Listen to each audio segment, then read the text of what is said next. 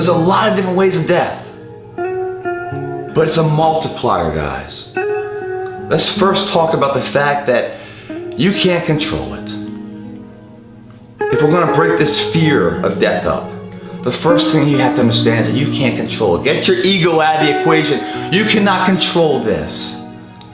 Death is inevitable. It's above you. Stop trying to control it. Just like in your life, you have dreams and you have fears. Which one are you giving the most time to? Which day at 5:15 when you wake up, which one are you living? Your fears or your dreams? You're living one or the other. If you're really honest, you're probably giving too much of your attention to your fears. The preservation of the inevitable. You can't control it. Release it. Release it. You can't control it. And when you can't control it and you release that, it allows you the time and the clarity to put the effort into what you can control, which is making most of the time we have right the fuck now. The other thing that fears people about death is that it is a permanent situation. There is no going back. There is no reversing the clock, trying to make it right. It is done. Now you took the test, your grade stands. You can't take a retest. That's it, man. And that scares people because they're not ready for it. That's on them. Why does death scare you? Because you get one chance. It's the only thing I know besides birth that you only get one chance to do in your life. One opportunity. There's nothing else you get to do only once. Death. So do it right. You do it right by living a life to the fullest. Then when death comes, you've done it all. You're okay with it. It's only fearful if you still haven't done what you want to do and time's up, or you didn't say you're sorry, or let that person know what you mean and time's up on their life, and you can sit here and regret. Lesson learned, reapplied, failure, we fail, learn from it, next time we're stronger for it, so you don't make that mistake again to someone else you love. You learn from that experience, multiplying your life that you have right now. Yes, death's gone in one aspect, but now alive in other aspects. What scares you about death is that you're not ready for it because you haven't done the fucking work yet. Haven't paid your dues, haven't become the person you want to be. What the fuck are you waiting for? I might not have tomorrow. You know? There's some things I wish I could go back and do a little better, but I did them the best of my ability with my intellect at that time, with my education, what I knew. Obviously, as you get older, you get smarter and more intelligent, you know, more savvy of social settings, business operations and stuff. But I made the best choice I could at the time. That's who I was. That created that failure or that default. You know, I learned from and created me more strong and capable now. We don't learn in success, guys. Success, we don't learn shit. We only learn failure. How we came up short, that we see the gap where we are and where we want to go.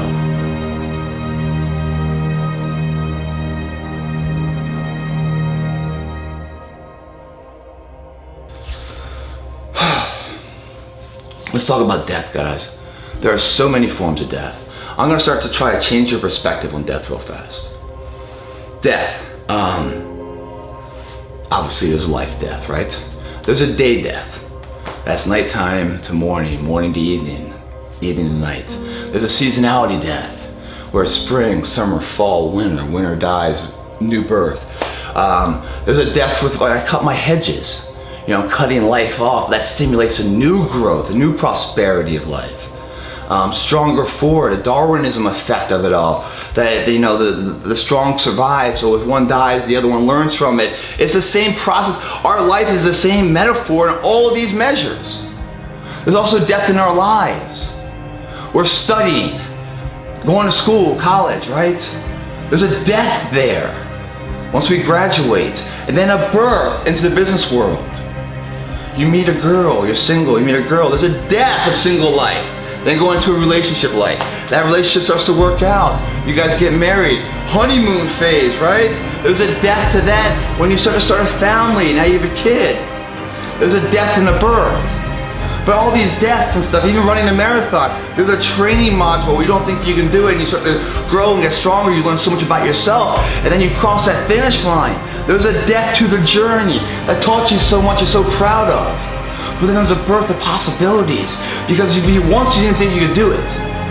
You applied hard work, and then you do it with diligence, and then you did it. Now there's a birth that, you know what? What else am I holding myself back from? What are these other fears? Let me face them. I'm capable. You know, I'm not in a self-paralysis state. The bungee jumping story I told you guys, the girl's freaked out on the edge. She doesn't want to go. Fear sets in, self-paralysis. I can't. We push her off. She falls back in horror, comes back up with life.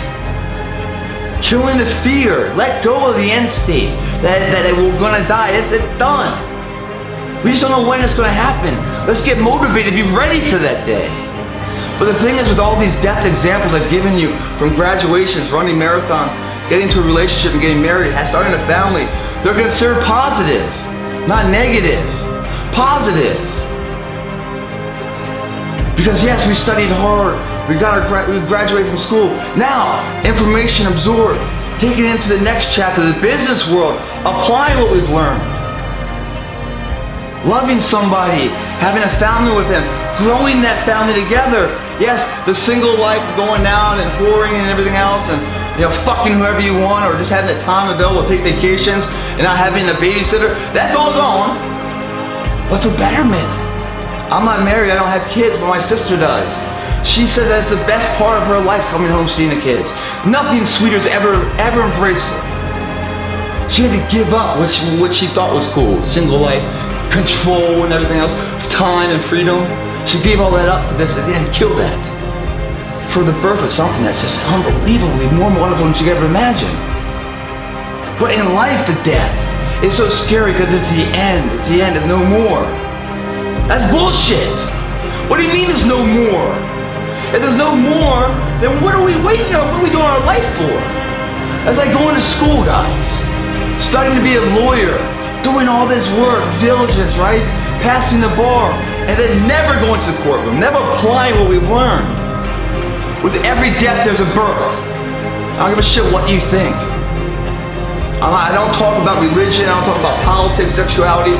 I think they're all on an individual basis, but there is a spirituality that I don't give a shit what you think if you don't believe there's an afterlife. Then why are we here? The law of mortality, the law of morals, the law of nature, the common good.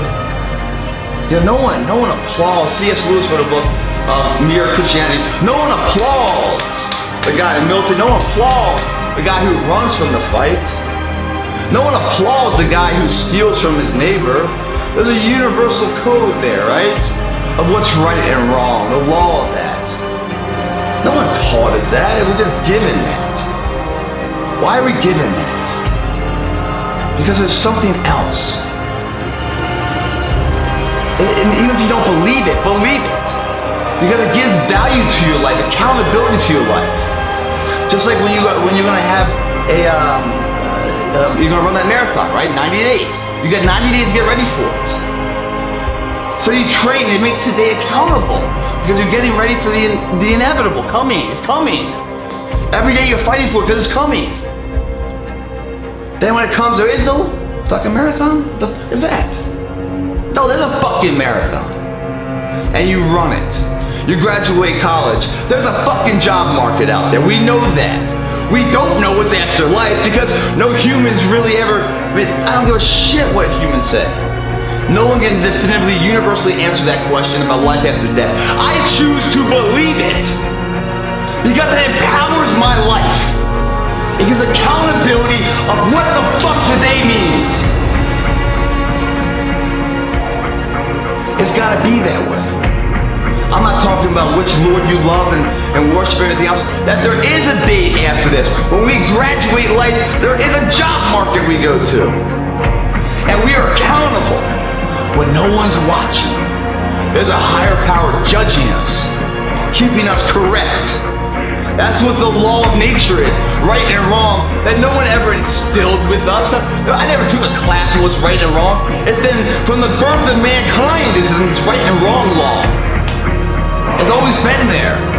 It's an intelligent making into us. You don't see that in a fucking tree or a stone or something, do we? No. You can't tell me there's not something afterwards.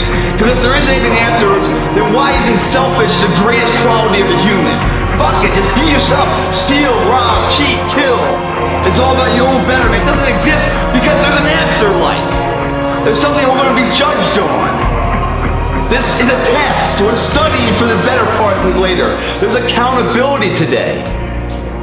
It's also a celebration. When you graduate college, big celebration. Moving forward.